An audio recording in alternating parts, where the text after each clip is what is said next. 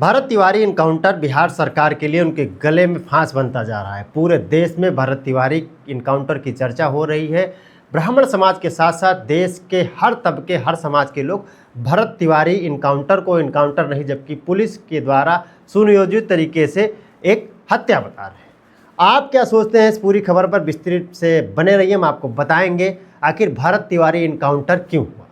भरत तिवारी जिनका video social media पर बहुत ज़्यादा वायरल है, और ख़ासकर ब्राह्मण समाज के लोग या बहुत सारे ऐसे लोग हैं जो भरत तिवारी को भगत सिंह से जोड़ करके नाम दे रहे हैं, उनको इस युग का भगत सिंह कह रहे हैं। भरत तिवारी इंसाफ के लिए पूरे देश में जगह जगह कैंडल मार्च निकाला गया, कहीं कहीं पर उनके नाम से, उनके स्मृति में जो है शोक सभा भी की गई। भरत तिवारी जी के नाम पर पेड़ लगाए जा रहे हैं, जबकि बिहार सरकार, बिहार के मुख्यमंत्री इस प्रकरण में को लेकर के बहुत ज़्यादा कुछ बोलने से इनकार कर रहे हैं। हालांकि सोशल मीडिया पर बढ़ते हुए इस जन समर्थन को देखते हुए बिहार सरकार ने उन दोषी पुलिसकर्मियों के ऊपर मुकदमा पंजीकृत कर लिया है। हालांकि पुलिस के खिलाफ जांच करेगी और उसमें कौन सही होगा, कौन गलत होगा, ये फैसला बिहार की पुलिस करेगी। अब सवाल ये भी बनता है कि जिस तरीके से बिहार की पुलिस भरत तिवारी के ऊपर गोलियां चलाई, क्या वो जायज़ था? अगर उन्होंने पिस्टल अपना धर दिया था, पुलिस के आगे पिस्टल फेंक दिया था और वो समर्पण करने जा रहे थे, तो बिहार पुलिस के द्वारा उनके ऊपर गोली चलाना कहाँ तक जायज़ था? हम बहुत सारी चीज़ों पर बात करेंगे। इस पूरी घटना पर हमने लखनऊ हाई कोर्ट के अधिवक्ता पंकज दीक्षित जी से बात की है। चलिए आपको सुनाते हैं उन्होंने क्या कहा इस पूरी घटना पर। वकील साहब, अभी बिहार में भरत तिवारी इनकाउंटर का प्रकरण चल रहा है और पूरे देश में इसको लेकर के आक्रोश है, और पुलिस पर यह आरोप है कि उसने जो है हथियार रख दिया, उसके बावजूद बिहार पुलिस ने उसका इनकाउंटर कर दिया। आप एक अधिवक्ता हैं और कानून के जानकार भी, इसके नाते आप क्या कहना चाहेंगे? नहीं, आक्रोश जायज़ है और ये इनकाउंटर नहीं है, ये डायरेक्ट हत्या है जी। जब किसी व्यक्ति को सेल्फ डिफेंस में जो गोली चलाने का जो अधिकार होता है जी, जब उसके पास कोई ऑप्शन ना बचे और जब उसको लगता है कि हाँ, अब अगर मैं गोली नहीं चलाऊंगा तो मेरा प्राण खतरे में चला जाएगा, मैं मर जाऊंगा, तब उसको गोली चलाने का और किसी को काउंटर करने का, किसी को मारने का अधिकार मिलता है लॉ में, एक्ट में। लेकिन यहाँ पर तो ऐसी कोई सिचुएशन नहीं थी कि जो है कि उसके हाथ में हथियार था या उसको फायरिंग कर सकता था या उनको प्राण भय था या उनकी हत्या हो सकती थी पुलिस वालों की। तो ये सीधा सीधा जो है ये हत्या का मैटर है, ये इनकाउंटर नहीं है, ये सीधा हत्या है।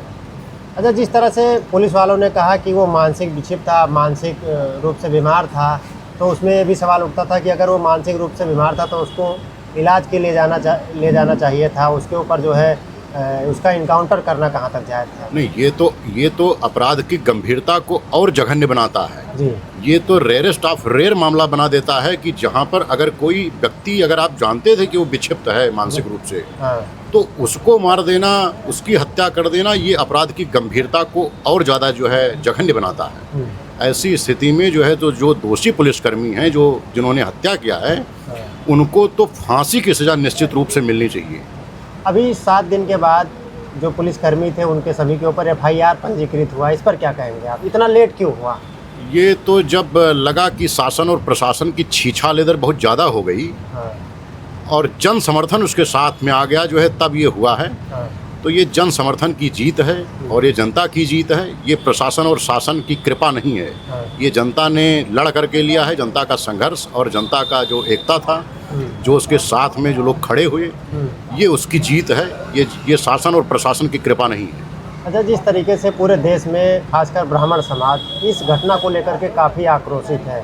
पूर्व में विकास दुबे का जब इनकाउंटर हुआ था तभी ब्राह्मण समाज के लोगों ने आपत्ति जताई थी, लेकिन भरत भूषण तिवारी प्रकरण में ब्राह्मण समाज के साथ साथ देश का हर तबके के जो लोग हैं वो भरत भूषण को इंसाफ के लिए मांग कर रहे हैं। आप एक अधिवक्ता हैं, अधिवक्ता होने के नाते क्या चाहते हैं और इन पुलिस कर्मियों पर क्या क्या कार्रवाई हो सकती है?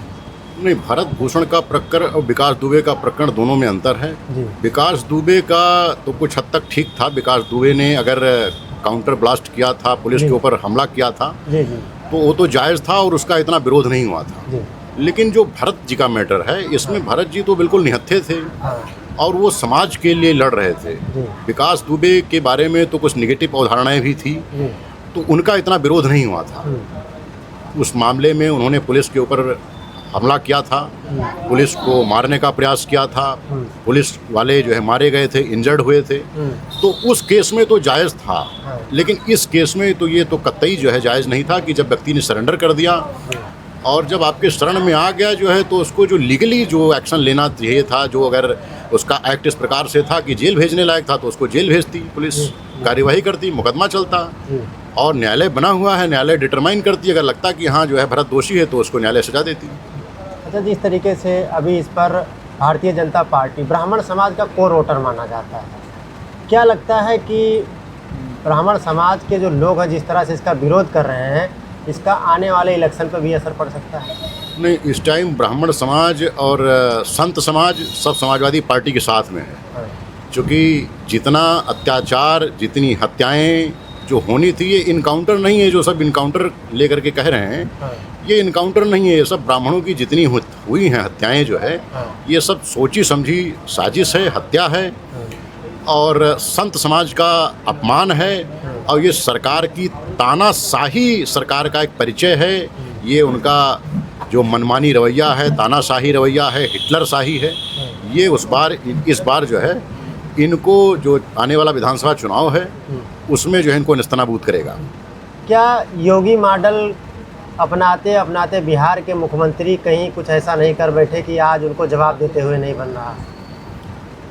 नहीं, योगी कोई मॉडल नहीं है। योगी को तो अब लोगों ने बता तो रहे कि जैसे संविधान में कहीं कोई इनकाउंटर का व्यवस्था नहीं है जी। लेकिन अब ये गलत प्रचलन शुरू कर दिया है। हाँ।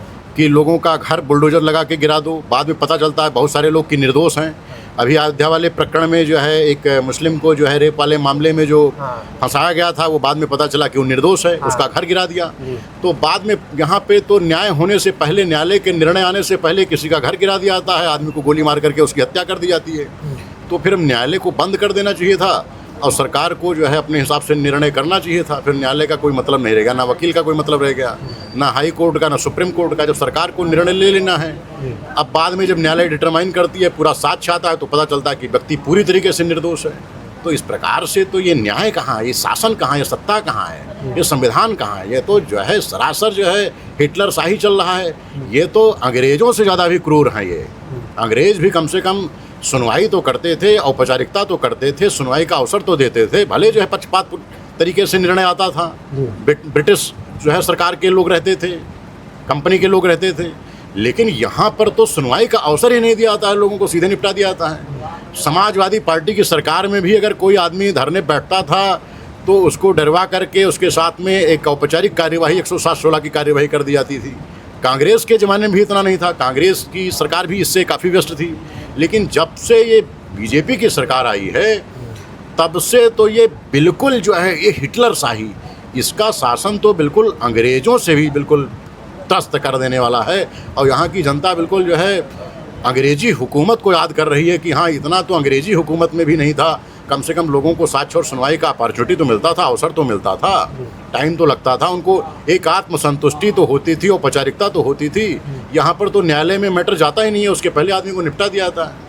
अच्छा, एक सवाल ये भी बनता है वकील साहब कि भरत भूषण तिवारी को क्यों मारा पुलिसकर्मियों ने? क्या कोई बहुत बड़ा राज भरत भूषण तिवारी खोल सकते थे न्यायालय के सामने, या बिहार सरकार की कोई बहुत बड़ी बदनामी हो सकती थी, या कोई अलग रूप हो सकता है? क्यों मारा गया, क्या हो सकता है? इसके पीछे 2-3 वजह हो सकता है। एक तो भरत जी की लोकप्रियता को नष्ट करना, वहाँ के प्रतिद्वंदियों का जो राजनीतिक संरक्षण प्राप्त व्यक्ति हैं, जो सत्ता पक्ष के लोग हैं, उनकी साजिश पहला।